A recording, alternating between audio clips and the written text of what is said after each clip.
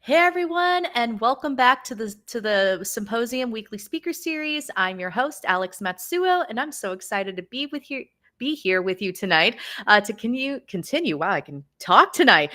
It's starting off awesome. I'm so excited to be here with you tonight as we continue our countdown to the Paranormal Research Symposium happening in Gettysburg, Pennsylvania on Saturday, August 23rd, 2025. And each week, we're going to be showcasing some of our most incredible voices and visionary researchers who you'll meet at the symposium. And tonight's guests are no exception. I am thrilled to welcome John and Mary Sabol, the dynamic duo behind performance excavation and haunted history tours at the historic Omni Bedford Springs Resort. I've been there. It's gorgeous. Their work explores what it means to witness the presence of the past using photography, memory, and performative symmetry. And you can imagine, with me being a theater person, I love it. John Sabol is an accomplished archaeologist, anthropologist, actor, and author of over 62 books. Goals, while Mary is a performer, editor, researcher, and co-founder of Ghost Excavation Books. And together, they've spent over a decade investigating how memories embedded in place and image can stir a haunting, not just for spirits, but for us as living witnesses. And before we dive in, a quick thank you to our symposium sponsors, Ghostly Images of Gettysburg, Ghosted Magazine, Gold Dust Publishing, Lauren Hantz, and our newest sponsor, Boo Sisters, a haunting podcast. Thank you so much to these sponsors for helping to make the symposium happen this year. And also, don't forget, tickets are available for the symposium. We're not going to show that one yet. That's if you don't want tickets. So tickets are still available for the symposium. They are $50 until August 22nd. There will be tickets available at the door. However, I don't recommend waiting until tickets are at the door because, believe it or not, we are over 50% sold out with tickets. This wasn't where we were last year. I think this time last year we were at 30 tickets sold and we're like, all right. So 60 tickets sold so far. We have 40 tickets left. So grab your tickets soon because I have a feeling we're either going to sell out or get close to selling out. Now, if you are looking at that price tag and you're like, no, thank you, I can't afford a ticket, but I still want to go and hang out with cool people, we need volunteers. So the volunteering for the symposium does get you free admission, and you get an invitation to our Friday night dinner and social, and you can meet our speakers and the APS team, and you get a chance to hang out with some really cool people. So that's all for my announcements for right now. And without further ado, I am thrilled to welcome John and Mary Sabol to the show. I'm just going to do a little reconfiguring. There we go. There we go. Hello, you two. Welcome Hi. to the show. Hello. I'm very timid, so I don't talk very much. Oh, yeah. All right. My goodness. We're already starting off strong. And by the way, everyone, this is an interactive show. So if you would like to ask questions, feel free to use the chat either on Facebook or YouTube. And John and Mary will be happy to answer your questions as long as everyone behaves. Yes. I love questions. It gets me to think outside my box. Yes. All right. Awesome. Well, John and Mary, if you don't mind, for our audience members who may not be familiar with you, would you mind just introducing yourselves? Go ahead, Mary. Okay. Well, my name's Mary, and let's see. I guess I got started. I guess that's what you want to hear. Probably like most people, at childhood, and then my family would tell ghost stories around the campfire, and we would. The house had some sort of residual haunting that I grew up in, so that really got me interested. In fact, that's why I got into ghost research, because I wanted to see what did it mean. I didn't know, as half of my family was skeptics, more than half, and only a few. My dad and I were probably the only ones that weren't skeptics, so because he would hear the same things I was hearing, and everyone else did not. Nice. So yeah, that's how it started. And then I joined a group in West Virginia and Harper's Ferry, and that's kind of how I guess through that, that's how I met John. And then nice. It was happily ever after that. After what? Yes. after meeting you. Okay. Thank you very much, Mary. Thank you very much. Now it's my Yeah, turn? yeah. Okay. I'm brief. Well, I know. as Alex says, I am a professional archaeologist, anthropologist. Actually, I can give you a little bit. I'm going to reveal my age, basically. I've been an archaeologist for over 5 decades. My first archaeological excavation was in Winchester, England, considered, I hate to say this, one of the most haunted cities in the UK, among many others. But believe me, when I was there in '69, that's what got me started on a different approach to archaeology. As an archaeologist, we are pragmatists, very, very easy. We what the whole idea is, what remains of the past in the present. That's a pragmatic approach. So what we usually look at is material memory, what remains of material memory. But after my excursions into these haunted places in the UK doing archaeology, getting into acting in the 1980s in about 30 35 movies, I kind of changed my philosophy to not only include material memory but also social memory, cultural memory. What remains of the past in the present that links social memory and physical memory in an entanglement that produces a contemporary haunting. Now that's very, very basic. When I do the talk, I'm going to go more into depth about it. And what greater place to find this entanglement of cultural and material memory than at Bedford Springs. The place looks like the movie Somewhere in Time. There is a really rich patina of the architectural features of past times at the hotel. And what is even more significant is there are galleries of former guests from the 1880s and 1890s at the hotel. So what we try to do in our investigations is I specifically target the Victorian and the Edwardian presence. The Victorian is 1837 to 1901. The Edwardian is 1901 to 1910. Those guests at the hotel.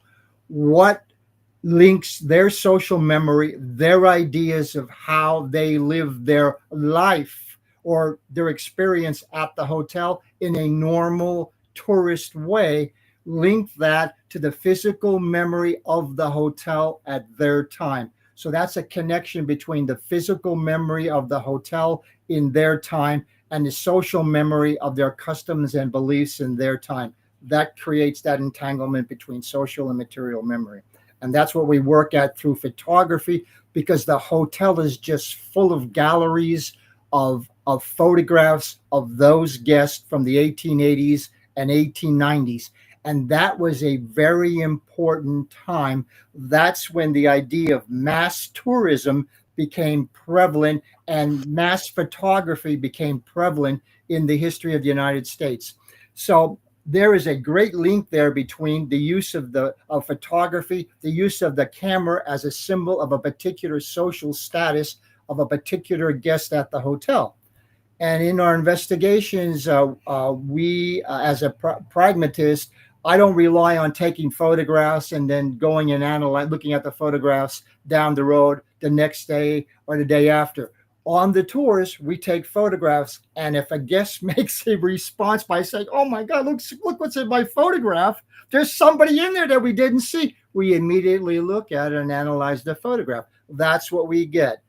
Immediate responses, because those individuals that are in those photographs from the 1890s and 1900s, I have identified some of those in contemporary photographs at the hotel. And that's what I'm going to be showing and talking about in our presentation at the conference. One thing I want to add, and interestingly, what shows up are people dressed in that period clothing. Yes. We don't seem to get contemporary people. Yes. We don't seem to get another further back in time. It just seems to be in that era. So it must be something about those photos and and with John retelling the stories every week on the haunted history every tours. day practically. On the haunted history tours. You know, I think it brings more. Alex, one important thing about this is I really specify this to the guest.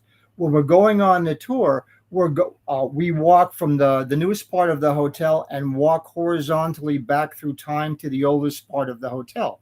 As we're doing that walk on the tour, what the guest sees today in those spaces was not necessarily what those spaces were like for the Victorian guest at the hotel and the Edwardian guest at the hotel. So that's the difference between what they see and the scene in the past. SCENE. So on the Mm-hmm. tour, I select special spaces that were very prevalent for the Victorians and the Edwardians and explain how the social memory of those Victorians and the Edwardians link up to how the uh, physical layout of the hotel was in their time, and that gives me a specific context. So if anything happens in photography in that context of time and space, it's a great forensic clue to what might be haunting that space because it links social and material memory to that time period in the 1880s of the Victorians and the Edwardians. Nice. Wow, that's really cool. I was going to ask you what your core idea of your presentation was for the symposium, but you went ahead and dive in. So Well, love it. I can give you a specific, okay? You could talk away. Let me This is quote probably this. last you'll Okay. hear from me. So I love to do this. As an archaeologist, I work on and with the traces of the past and the present. Okay. So at the Omni Bedford Springs, an important trace is the hotel's galleries of the late Victorian Edwardian period. Okay. So I was going to talk about something here. I lost my notes. Okay. Oh no. I'm back. I'm back. Okay, good. So again, as an archaeologist and an anthropologist, as that pragmatic connection from teaching, doing research, doing field work, and working in all these different movies in the 80s. I mean, for more than 5 decades, I have always begun with this. How does an archaeological sensitivity and sensibility work with what remains of the past in the present? Does this sensitivity and sensibility as an archaeologist offer a fresh and different perspective at a haunted site? And that's where I start as a baseline. What makes an archaeologist different from a paranormal investigator? Since Mm-hmm. we deal with the presence of the past in the present all the time. So we naturally deal with the dead all the time. So I use very specific performance practices. And at the Springs, we're working on the idea of performance as the use of photography. But we work at all different aspects of the presence of the past in the presence from their point of view and just do these scenarios and then see what happens. Does it register? Do we have a materialization that would be contextual to our performance of their past? Mm-hmm. All right. I love that. Here we Well, have a I mean, John. context, yeah, John Michael. Yeah, he will be a speaker at the symposium this year. His channel is John Michael Has Questions, so he's saying hello. And then earlier Morgan was responding to you and said very cool. So yeah. Nice. Okay, nice. Wait till Yeah. you see this, the photographs, and how I link it together. I'm not trying to convince anybody of anything, but I'm just saying, here it is. You decide what it means. Is it important? Is it a different perspective than just going simply around with all this technical equipment? And we don't use any of that technical equipment at the Springs because I'm focusing on one particular object use that they know, that the Victorians knew and what the Edwardians do. The use of the camera and photography because it's a symbol of their particular social status at the hotel. So I don't introduce any extraneous equipment because they don't know what it is. Right. Well, that makes sense. I mean, what if we believe in conscious spirits from the past, being around us and they see, smartphone, they're not going to know what this is. It's just going to be a little black box to them. So, uh, Yeah, no, that's a good point. So, for people who may not be familiar, can you explain what an excavation is, or a performance excavation is, and how it differs from a Okay. traditional paranormal investigation? And I know Okay. I'm opening Pandora's box. So, No, no, no, no. Hit it. and go. Okay, this is a big difference. It's a difference between the surface and the surface subsurface of things. Now, what if you do? And I've been on many and earlier I've been on those paranormal investigations. What they do is they do a surface scan, measurement, and monitoring of the surface, assuming that when there is a change in the ambient conditions, that the reason for that is somebody is manifesting that's absorbing all of that energy. Okay. What we do is we don't deal with the surface, we deal with the subsurface. What was there before? So, as an archaeologist, I'm looking at different stratas of memory and experience through time at a space. So we dig down vertically, performatively, not physically, performatively. So we create scenarios that are context specific to particular layers of past memory and experience. As that professional anthropologist, I create scenarios that would register, that would resonate with the cultural behavior of those individuals from that period in history, from that time at that level. So I'm recontextualizing their memories of their time in ordinary circumstances and situations. I am not dealing with extraordinary circumstances like horrific death or unforeseen death or unfinished business. That is well saturated today in the paranormal. I'm looking at it from the perspective of what remains of the past in the present from ordinary, mundane life as it was in the past. What remains of that life today?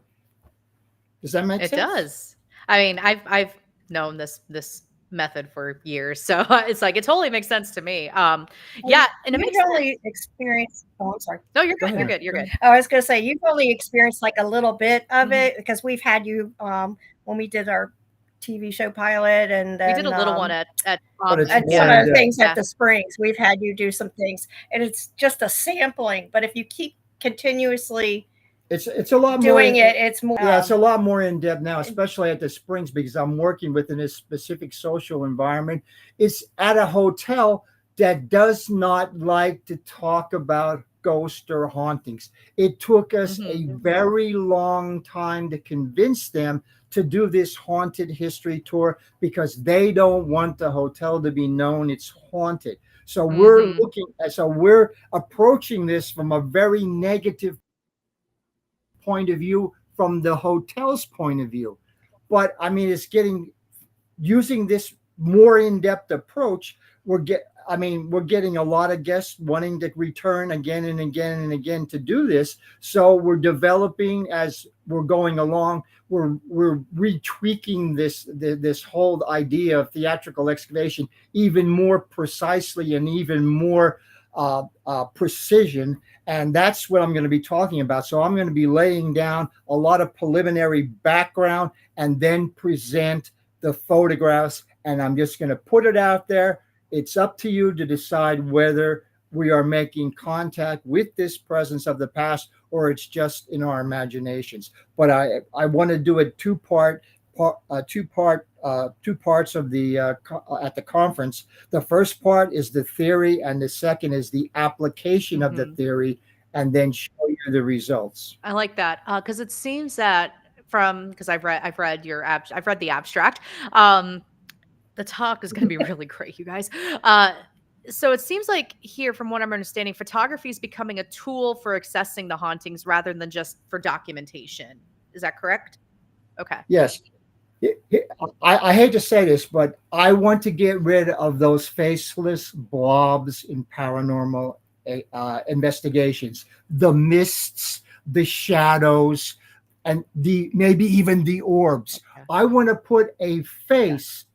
to that person in the photograph, not just a simple, oh, it's a mist, it's an uncanny mist, or it's an uncanny shadow that just went by. I want to identify in person an individual that I couldn't document, especially at the Springs, that was here during a certain period of time in the history of the hotel. And that person is in the photograph today. So in archaeology, we call it the faceless blobs, individuals that are not part of history, but they were history, the mundane, everyday life of the normal person.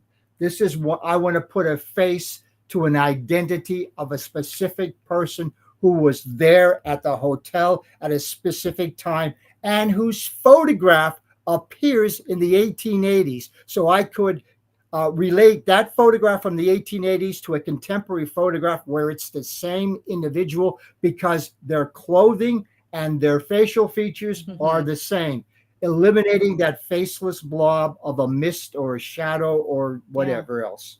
John Michael says, get rid of those orbs. Yes, yes. I still have to find on guesting. I have guests on a tour. Oh, are we gonna photograph orbs? I said orbs are not ghosts unless they act like a human being in all its aspects. Yep. So I want the identity. So I'm trying to link that identity to those photographs from the 1880s because that was an important identity for those guests. Because not everybody in that time, during that big important thing where you link the new technology of photography, because in 1888, Eastman invented the tourist camera, the Instamatic camera, the Brownie, not the one that had a longer exposure time like Matthew Brady. This was a different type of camera. So this was new technology and a new idea of mass tourism to tourist places. So I'm trying to link that two things together. The importance of mass tourism, the importance of photography, but a special camera that was Instamatic, that was new, that was called a tourist camera. And I'm trying to see, well, these people come back because they have very positive memories of their time here at the Springs. Some very unique features at the Springs because a lot of the activity is in the indoor pool. And in 1905, when that indoor pool opened, it was the first indoor heated Olympic-sized pool for its time in the United States. So we got a lot of activity in life. People return to the hotel to experience that indoor pool in life. So they were already haunting the pool while they were alive.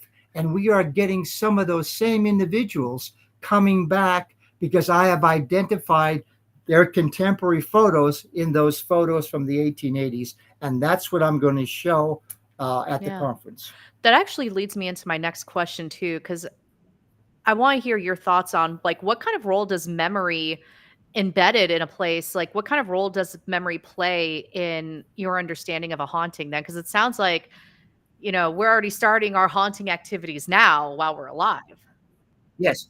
And that's important because this is one thing with memory, all these parasites, and I'm saying P-A-R-A, not P-A-R-A-S-I-T-E, on all these parasites where everybody goes because it's a well-known haunted site.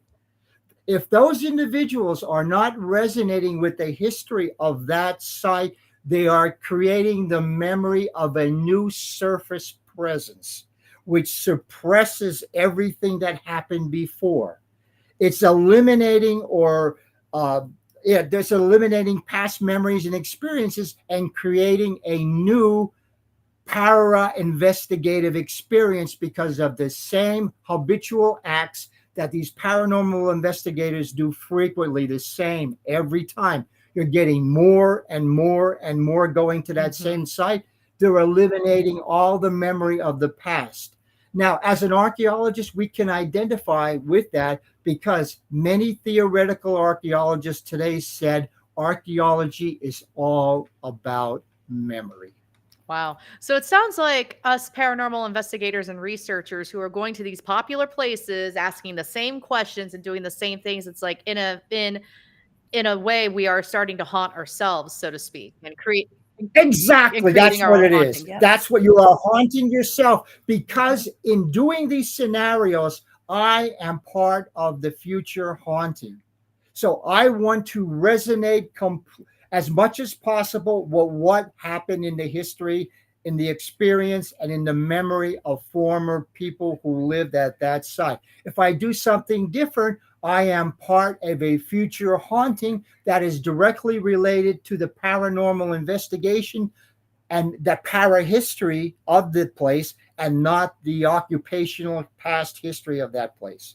So we are important because we are part of the future memory of those sites, and we have to be very conscious of what we are doing, especially when these investigators are going to the same sites where you have these public ghost hunts all the time, where you have 50, where you're having 50 or 60 people just wandering around doing whatever they want to do, and they're not making much context. They're laying down a new surface memory, which in the future will be the memory of what those future paranormal investigators are uncovering. But it's the paranormal investigator, not the occupational history of the past of what that site was like in the past. Wow. Well, you just blew my mind. Yes. So what I'm saying is, this is important. This is important. I hate to say this, but for example, every time people say, "Oh yeah, Gettysburg is very, very haunted. Gettysburg is very, very haunted." Well, with all the activity, all the paranormal activity today in Gettysburg, what Gettysburg is haunted today is not by Civil War soldiers, but Gettysburg today is haunted by paranormal investigations. It's laying down the new surface layer of the Gettysburg battlefield and the Gettysburg town. It's a new surface layer of paranormal investigative fieldwork, because many of those activities that they do not directly relate to 1863. So is it possible then, because that would explain why hauntings evolve and change, because it's responding to us as a Yes, stimulus.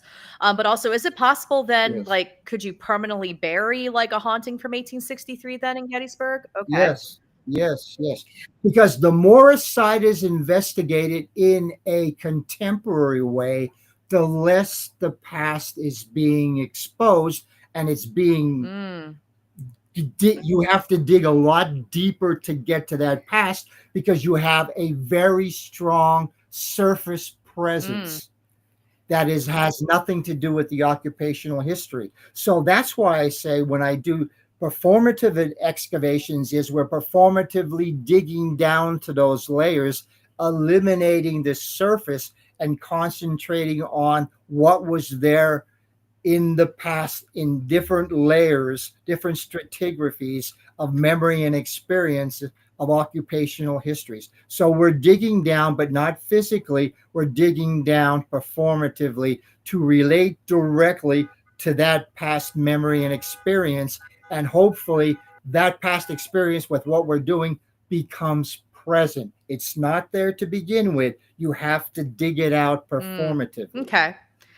That actually does lead into my next question then, is how important is embodiment or reenactment in yeah. Everything, everything. Because the body is the extension through performance. It is the body is the important thing, not the Mm, equipment. the performance. Yes. Agreed.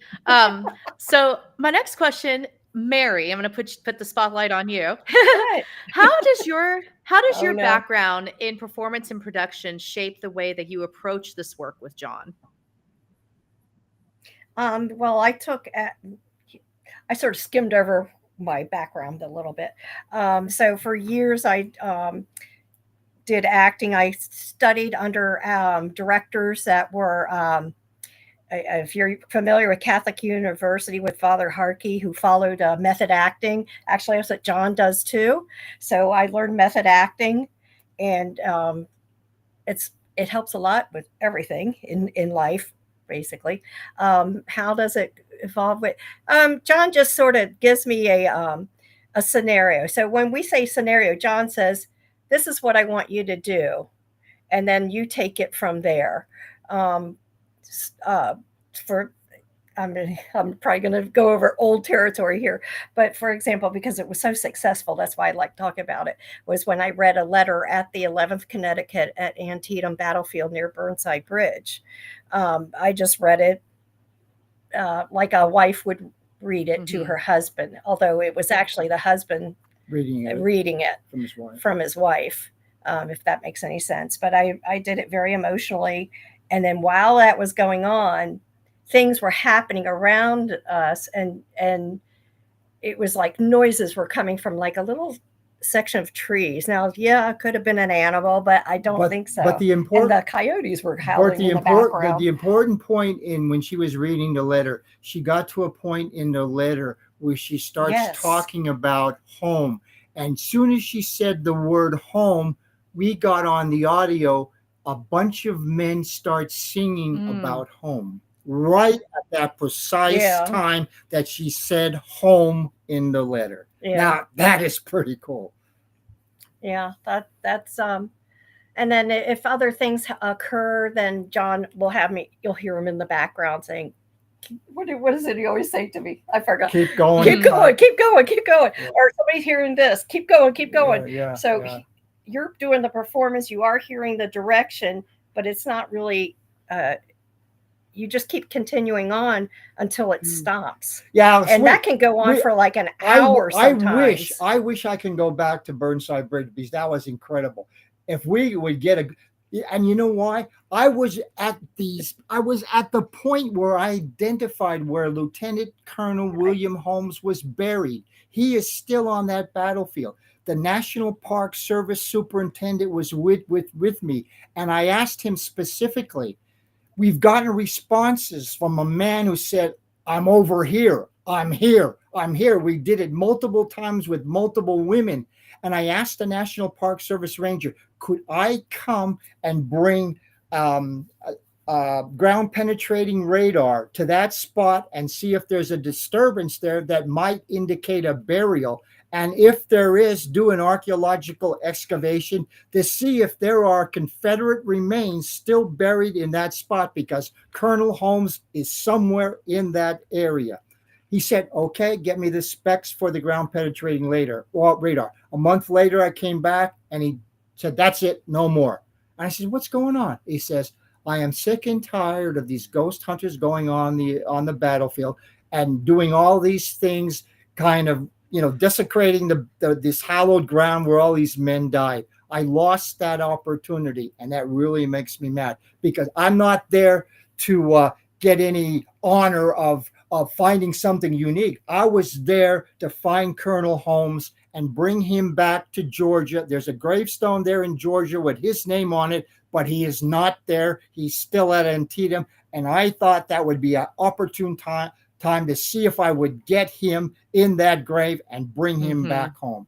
And it was lost because of all these other people doing whatever they want to think it's so great that they can do anything they want. And as an archaeologist, that really makes me mad because they're destroying cultural heritage of these sites. It's true, and actually, it's something I'm covering in my own talk as well. Is the what's the word? The aesthetic of like hauntings and the macabre and history, where it's kind of been morphed into this like almost like this novelty thing, where it's almost like a dehumanization of ghosts, so to speak. It's like they're a sideshow, they're a prop, they're a product, as opposed to like, hey, these were humans with real stories and histories. That's the idea of this faceless blob in photographs. A mist is not a person. A shadow is not a person, because that mist or that shadow has no identity. I want to identify that person and see this person is here. And not because he's stuck there or she is stuck there, because I target everyday situations, everyday habits, everyday events. What remains of that? So I really don't focus on the horrific or the disasters or anything like that. As an archaeologist, I look for the mundane and everyday things. What remains of that today? And I'm doing it through performance and not through equipment. Yeah. Nope. And that makes sense, because a lot of the ghost hunting culture today is so centered around trauma and traumatic events, and Yes. Yeah. which Yes. already creates a bias for an investigator too. So, or they assume that if there is Mhm. activity, it has to be associated with, oh, this battle that happened in 1910. This it has to be that. Where Yeah. it could just be Yeah. Farmer John getting a drink of water, after milking the cows, and that's why the cup tipped over. Um, Yeah. Yeah. and I guess on that note, my next question for both of you is, would you say that then almost like every like is there a place, or is there a differentiation between a haunted location and that is simply rich in history, or is there a difference? Yes. I'll let you Well, do it. what I've been doing at the Springs is I'm looking at former guests who come back. So these are not ghosts because they're not stuck at the hotel. They didn't drown in the swimming pool. They didn't fall down the dual Mhm. staircase and break their necks, and they're stuck here. What we have is, and I tell the guests because I have guests, and I say, "Have you been here before at the hotel?" They say, "Oh yeah, I've been here at the hotel." I said, "Well, you're already haunting the hotel because you've come back." And that's a normal experience. They come back because it was great at the hotel. They had unique experience. This is called revenantism. It's the return. So revenantism is very important in archaeology too. In fact, we have some archaeologists who are doing specifically that type of research, the idea of the return, and it's related to Hmm. memory.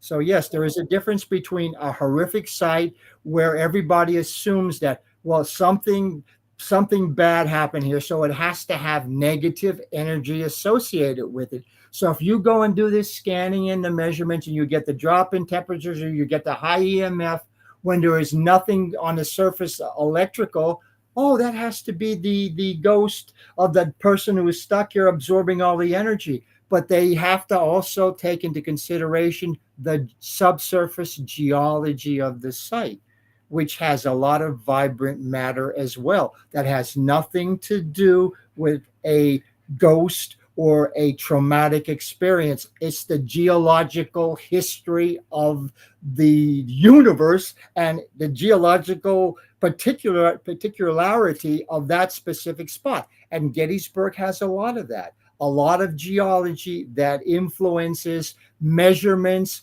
and readings by ghost hunting devices that spike because of what's not on the surface. It's what's underneath the surface that's there.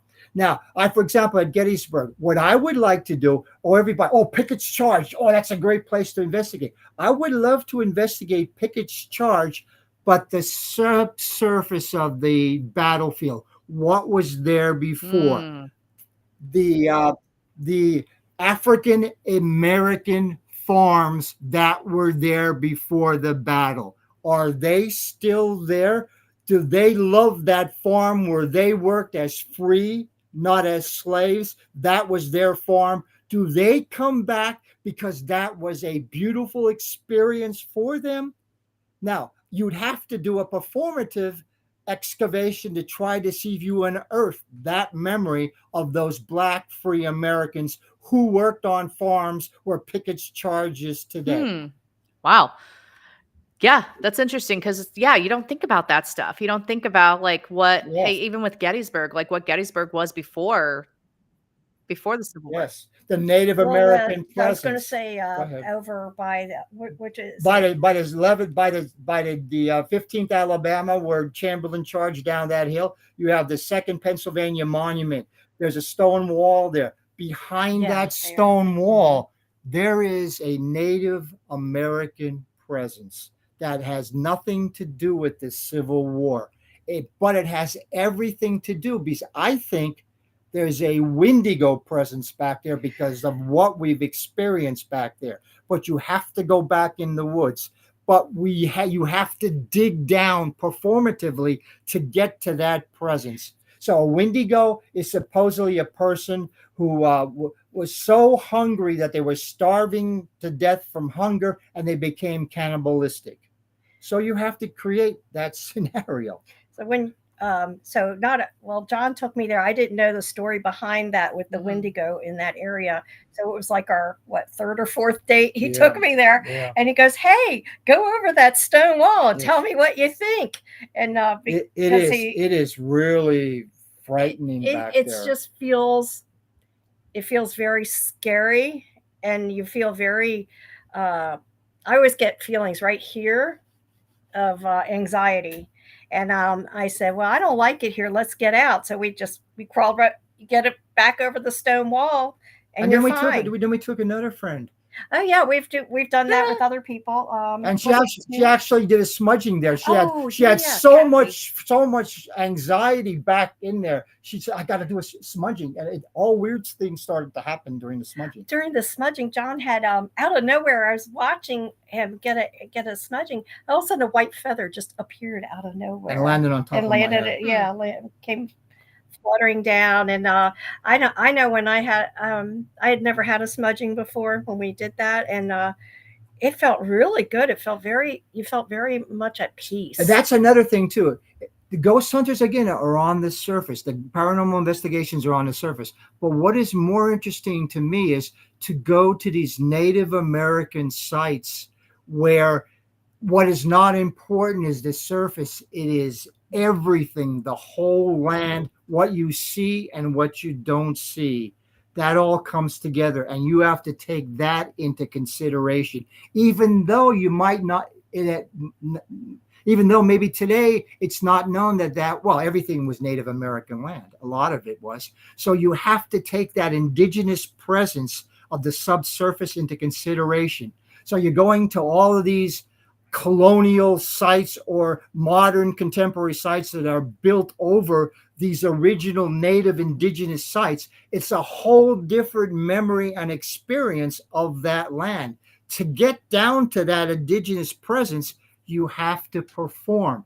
It's not going to work by doing a surface scan or a surface measurement. You have to perform within the Native American cultural tradition. Wasn't there a huge battle in that area? Yeah, there was. There was a with big the battle with there, the too. Native Yes. Americans and the settlers, I believe. But to me, that interesting part is those farms that were there before the Civil War. Mhm. Black African American free who own those farms. They must have loved to be in on those farms, and they all had to get out of there Yeah. when the battle started, because they Mhm. would be taken down to the south if they Yep. were Yep. captured. And So I bet you there's a strong presence there, but you have to dig down deeper, and a surface scan is not going to tell you the identity of what is going on there or what is going on there. You have to perform to that culture in that time and see if you're getting a reaction. To me, this is a linking of memory activism that creates memory activation. Does that make sense? yes. Memory activism, like doing these performance excavations.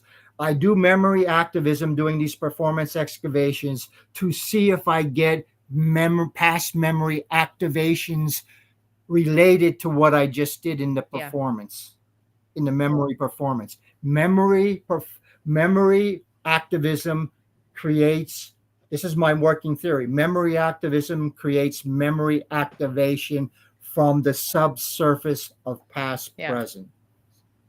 Nice. It's almost like waking the dead to, little pun there, Yes, yes. Nice. George Penguin left a comment. Love this pre-battle context. I had no idea what the Gettysburg and the surrounding land was before the battle. So Yes, this is all the same thing. We have all the, and that's why I wrote this. The last book is called, like I said, theatrical excavation, but specifically at contemporary modern ruins, because and there's a lot of modern ruins all over the place, abandoned prisons, abandoned mental hospitals, et cetera, et cetera. All the paranormal investigation is doing is scanning and measuring the surface. But what was there before it was a prison? What was there before it was a mental hospital? What are the sub layers of occupation pre-colonial there? and that's looking at a time when things were simpler, maybe or maybe more horrific. But I'm looking at it from the point of view of everyday things, in small things forgotten. That's a great quote. In small things forgotten, rather than big event things. In small things forgotten. That's what I'm trying to excavate in these performance Love that. excavations. Love that. Um, Now, I know a couple of the stories, and you've told a few already. Have you ever had moments where a spirit or a presence seems to respond to your performance or environment in unexpected ways? Oh yeah. What's that at Yeah. Antietam? What happened at Antietam? So at Antietam. So I first of all we stopped at the 13th Connecticut. What's the 13th out? 13th Connecticut. Yeah. The 13th Connecticut Monument. Those were the soldiers who did the first charge up toward Burnside Bridge, and they got slaughtered. So on the monument, there's all 39 soldiers who died during the first assault. So what I did was first I dressed as a Union officer. Then we had an audio recording of two different bugle calls, one to alert the men to assemble, and two to alert the men we're going to do a roll call. So those were very contextual to what those men would experience in bugle calls. So we did those two bugle calls. Then I started to read the names of all those 39 soldiers who died during that first assault. So I'm reading the names, and we paused between the names, and then so I read a name, and then all of a sudden we had the RTEVP with the headphones on. So if somebody said something, they would immediately hear it in the headphones, and they would say somebody just said something.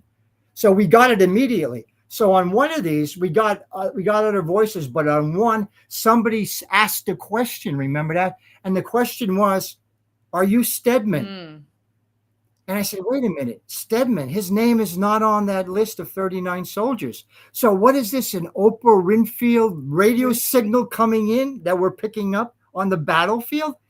And then I said, "Okay, that just really confounds me. Are you Stedman? Well, what's Stedman? Who's Stedman?" So what I did some more research, and I found out that on that first assault to the 13th Connecticut, of the 13th Connecticut toward the bridge, um, Colonel Kingsbury, who led that charge, died during the assault. He was replaced by Major Stedman. Me in the uniform of an officer of the Union Army doing roll call, somebody there thought I was mm, Stedman.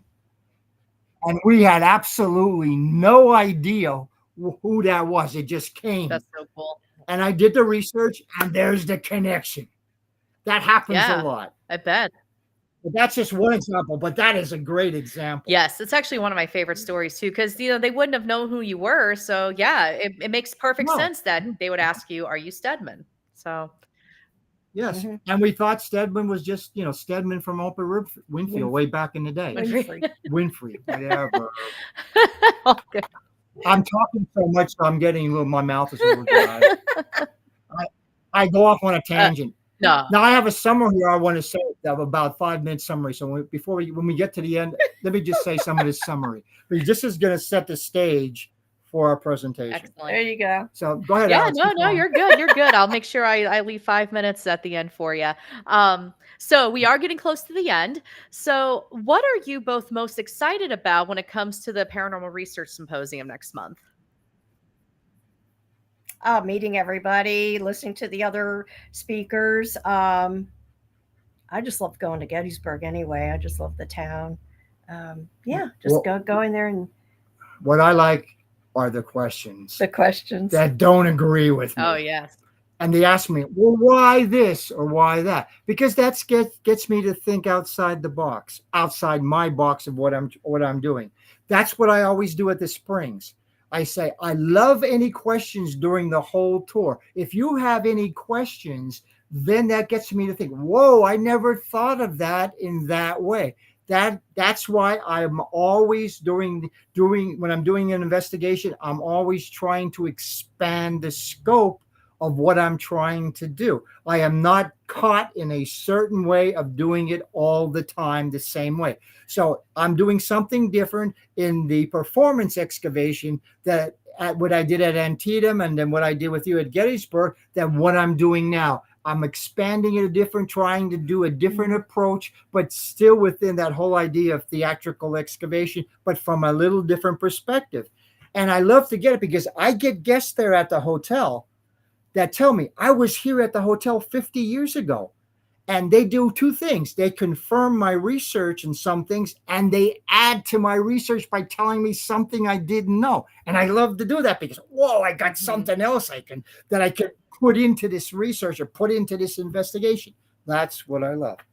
I don't want to go and talk in front of a bunch of people and say, I don't understand what he's talking about. It's over my head. I said, no, ask questions, and I'll try to simplify it. And by simplify, you might have a great question to ask, and I will ask, wait, I never thought of it that way. And so thank you, and I will jot it down and work on it. And John, that's fine, John Michael. I'm glad that he's going to live up to his name. He will have questions. Nice. That's the whole idea, That's right? The whole of the idea conference. Of the symposium. Questions and learning. Yep, exactly.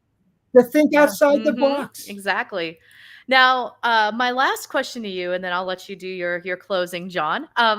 What advice would you give to researchers, investigators, or creatives who are looking to explore more experimental approaches in the paranormal field? For me, it's being experiential. Everything experiential. Experiential, experience, get into memory, get into past memory, concentrate not on the surface of things, but try to dig down performatively into what was there before. Because every site, no matter what it is, that maybe has been there for 100, 200 years, still has subsurface presence, which means it has different memories and experiences than what you see in the surface. The whole idea is the difference between what you see as that ruin and abandonment and what was the scene, SCENE, of past occupations, because that scene, SCENE, has different memories and experiences. So you have to approach it from their perspective in the subsurface, not as the surface of abandonment and ruin. And it's important too, if you know some of their terminologies from back then, their slang from back then, not using modern slang. We try not to wear any logos. We try to dress in costume, but if you don't have a costume, the plainer your clothes are, if you just wear all blue or something like, or it may not be good if you went on a Civil War battlefield and wore all blue, because and you were on the Confederate side, it might cause a problem. But we did that, Alex. We did that, Alex. We did that. I got a recording of the Rebel Yell. Yeah, I thought the Rebel Yell. So I started the Rebel Yell on the Confederate side where the Confederates were. I crossed the bridge and I went down the Union side where all 5 assaults of the Union came up toward the bridge, and I was playing the Rebel Yell. And you were in the I was on the Union side, yes. Yeah, but you had the Union uniform. And I had a Union uniform on. So after. And people were saying that they were recording. We're getting voices. We're getting all these voices. We're getting all these voices. And when the voices we were getting on the Union side were stuff like traitor. Isn't that's cool too? That's on our that's on our audio. On our film. Now they're calling me traitor because I was using the Rebel Yell on the Union assault side, and I was in a Union uniform. So there you go. So I kind of like to mix it up and see if, let's see what's going on here. Really mix it up, and we got traitor, we got all kind of things like that too. Nice. Well, awesome. That was my last question. So this was absolutely incredible. But yeah, thank you both for taking us deep into your world of memory, presence, and performance. And yeah, before I let you go, any final thoughts or words you like to share, and also where can people find you? I think John has some. Yeah, about 3 or 4 bullet points. Okay, so this is what you were talking about. The first bullet point.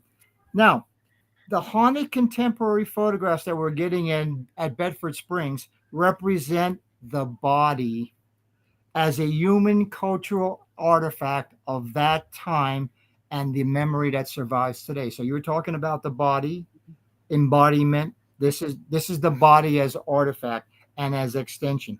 Our goal is to give faces to the faceless blobs, the myths, shadows, even orbs of paranormal investigative fieldwork. To not do so is to perpetrate a dehumanized, unreflexive analysis of a haunted site. So got into that too.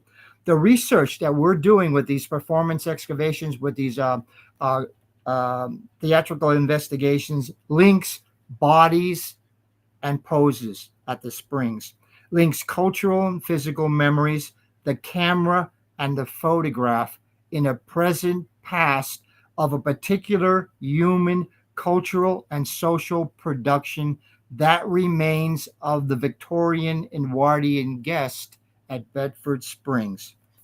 In this era of photoshopping and AI, we follow a strict and particular procedure, the photograph as a situated event.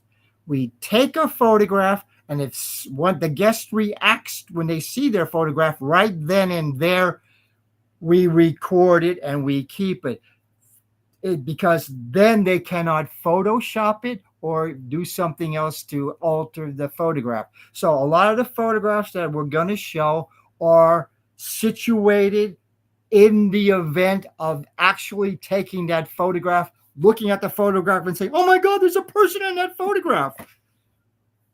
So there it is. Beautiful. Beautiful. Thank you both so much. This was incredible. Now, Yeah. where can people I'm ready for the Oh my criticism at gosh. Gettysburg. Where can people find you if they wanted to reach out to you? We have our website. It's ghostexcavation.com.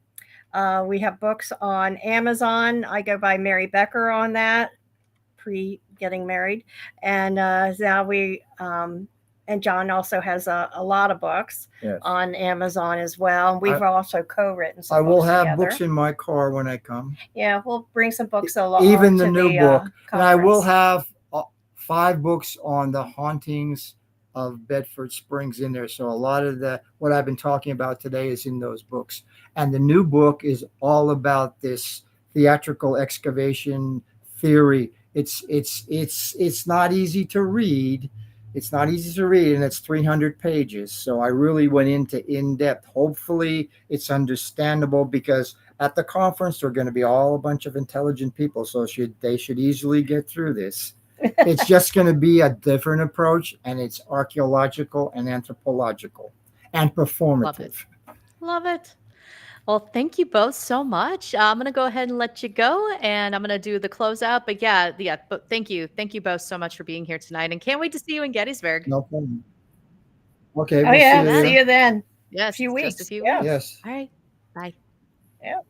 All right, everyone. That was John and Mary Sabol. That was so good. So good. I'm always entranced by both of them whenever they present. So I'm really excited for our attendees to experience them as well. So that wraps up another unforgettable night of the Symposium Weekly Speaker Series. I really struggle with that line. I may have to change the title of the series. A huge thank you to John and Mary Sabol for giving us such a thought-provoking look into their work. Your ideas, memory, photography, and presence are so needed in this field. And John Michael, definitely looking forward to the presentation as well. And don't forget, you can see John and Mary in person and hear their full presentation at the Paranormal Research Symposium on August 23rd in Gettysburg. So tickets are still available. Go to associationofparanormalstudy.com and you can grab your tickets there. And then if you would like to volunteer, of course, we are looking for volunteers. It will get you free admission into the symposium. And of course, last but not least, special thanks to our sponsors, Ghostly Images of Gettysburg, Ghosted Magazine, Gold Dust Publishing, Lauren Huntz, and the Boo Sisters podcast. That's our newest sponsors. So thank you both. Thank you all for believing in the symposium and willing to support it. All right, we're going to see you next Monday at 8 p.m. Eastern with more brilliant guests. And until then, keep seeking, keep witnessing,